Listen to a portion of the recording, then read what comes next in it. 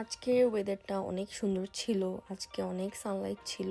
হঠাৎ অনেক দিন পর রোদ উঠলো। এত বৃষ্টি, এত স্নো, এত কিছুর পর।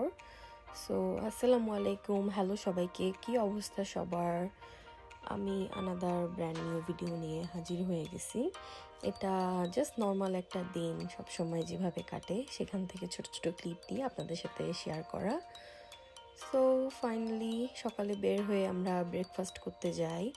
সবসময় ডাঙ্কিনে যাওয়া হয় কজ আমার হাজব্যান্ডের এটা ফেভারেট অ্যান্ড ওর সবসময় যা পছন্দ গ্লেজ ডোনাট সেটাই খাবে, তাও আবার পিঙ্ক।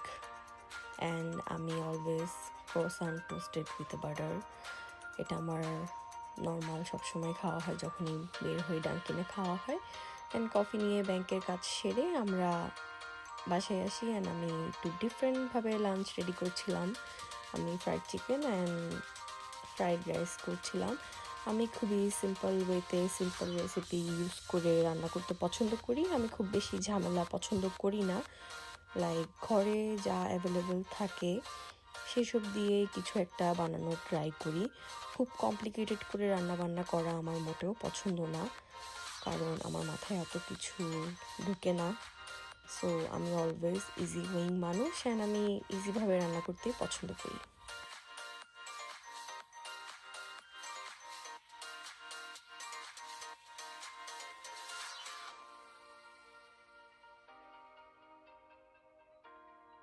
সো আমার ফ্রাইড রাইসটা ছিল অনেকগুলো ভেজিস অ্যাড করে, মানে ওই সময় আমার বাসায় যা যা অ্যাভেলেবেল ছিল সেসব দিয়ে আমি মিক্সড ভেজিটেবল ফ্রাইড রাইসটা রেডি করে নিই।